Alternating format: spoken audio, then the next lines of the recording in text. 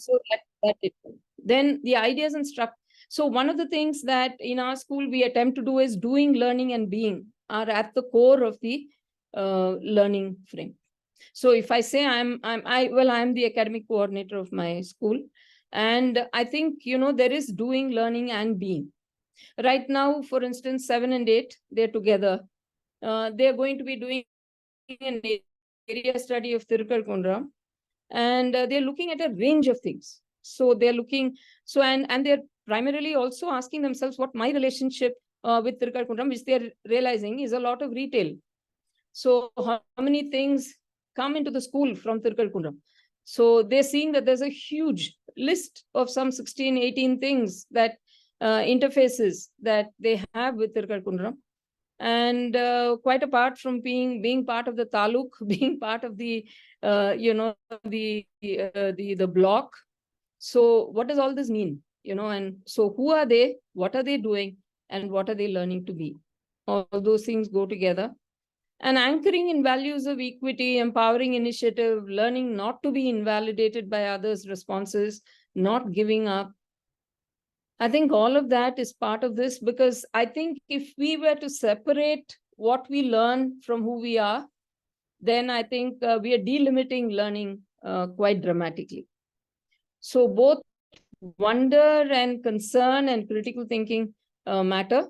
And it doesn't matter which approach. I've seen kids approach nature-related ideas in always. And by nature-related, I'm talking about it broadly. Yuvan brought a whole lot of things back. I mean, he was such a visceral learner. He would be, he learned to handle snakes. He was not afraid of scorpions. He could walk, and there are many things across a field. And he, between the ages of 16 and 18, he contributed and was a vital part of the learning and the growth of Pathshala. So now this is an assembly hall. As far as possible, we try to let nature in, as you can see. And these are our buildings. So our architectural spaces are all linked as well. So does the space around us have an impact on our thoughts? The answer is yes. Does the style of roofs, shape of the room, and the windows affect our perception? I think yes. So I think spaces, in a sense, are how we let the world in, and who we are is impacted by how we let the world in. So it's all linked.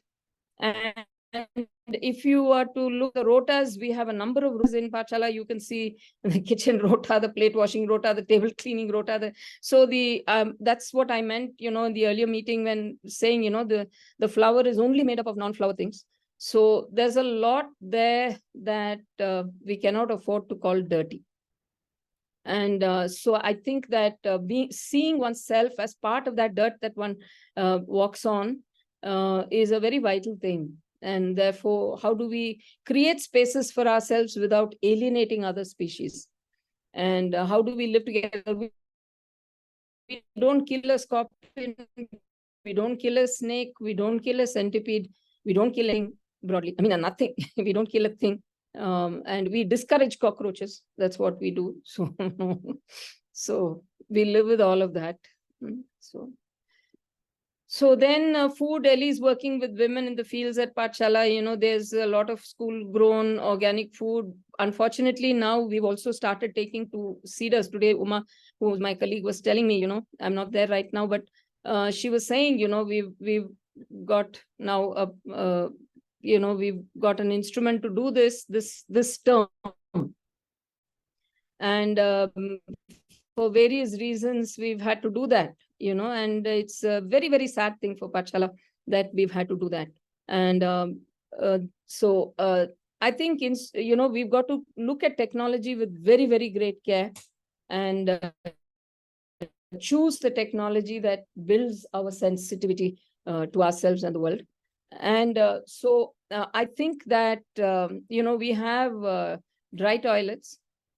We have 65 dry toilets on campus, 40 to 60 liters of compost per toilet every 6 months we gather. And this was calculated by one of the senior kids in school. how much do we save?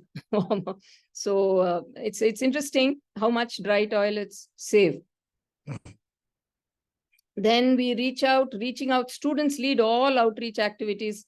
And that's exactly what Yuvan was talking about. I think I have a picture of him somewhere.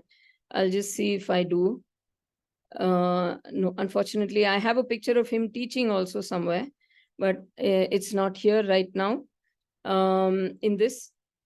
So students lead all outreach activities, and we have a Universal Learning Support Center, which there are more ideas there than what we managed to implement. But these are some a sample of the initiatives. Is now this is Diksha's, for instance, initiative. This is what she's written. I made a list and listed all the schemes that would apply to Valipuram, where Pathshala, my school, is situated, and gifted posters to the public health center. One set is also displayed in the school dining hall where the non-teaching staff gather. So this is the doctor there. So we've understood that there are many aspects of things that interest young people. Now this is the waste, and these are two Ellies of Pathshala. And you can see that they're busy trying to compost it. And here is another initiative, the biogas plant, which again a senior student is taking initiative with. And this is the there are a number of projects that children do in the eco lab, and water use in rice growing was what they were presenting, these two in a nearby farm. And we are surrounded by 5 villages, so that helps us. We are completely solar. And this is the school that you once spoke about. He was a bit of a Pied Piper. You know, we taught a number of things, and we've been there. You can see me, I'm in the shadows there, but you'll see that there are people. There's an EL here as well. There's a teacher sitting there. So we have engaged. During COVID, we had to stop this. And there are students also who take an initiative. And we have what is called Kondatams, because our neighbors are all neighboring schools, but we also call people from places like Puvidam and Gudalur. And so these are people from Gudalur Accord. And they came last term also. And it's been very rich. We make soap. And there's one EL in school who knows how to make organic soap.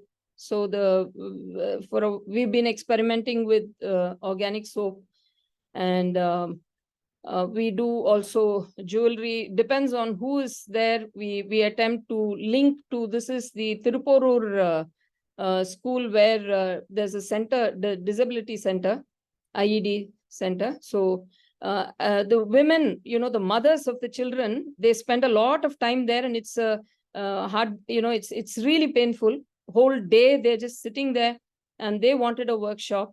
So one of our teachers conducted workshops. And I think that, sensitivity to the world around, these are mud and these are paper earrings. So I think cultures are built in a range of ways, and through initiatives that we cannot necessarily all predicate. So we eat as far as possible vegetables. We don't grow all our vegetables. Sporadically we grow our vegetables, but we grow our rice. And so we have an everyday diet of millets, meaning that we include millet in our diet every day. And everyone learns to eat everything, including curry leaves. We don't waste a thing. And so there is... So we do a range of things that are similar to this, and it's a work in progress. I just rustled up something because Sita said I could talk a little bit about how we saw nature where we are, and broadly for I think everybody. I have a number of younger colleagues. Thankfully, not everybody's as old as me. So we have a lot of young people who are there in school who I think walk the talk, and it's far more challenging for them to walk the talk than for me, I can say for sure. And they're an intrepid bunch of young people.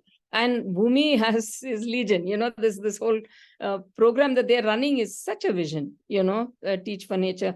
Because the other Teach program, we've had ELs from there. educator learners who come to school. But this is really special. And I'm just so thrilled, Sita, Ishita, Sharon. Thank you so much for inviting me to be with you all. Yeah. Thanks a ton.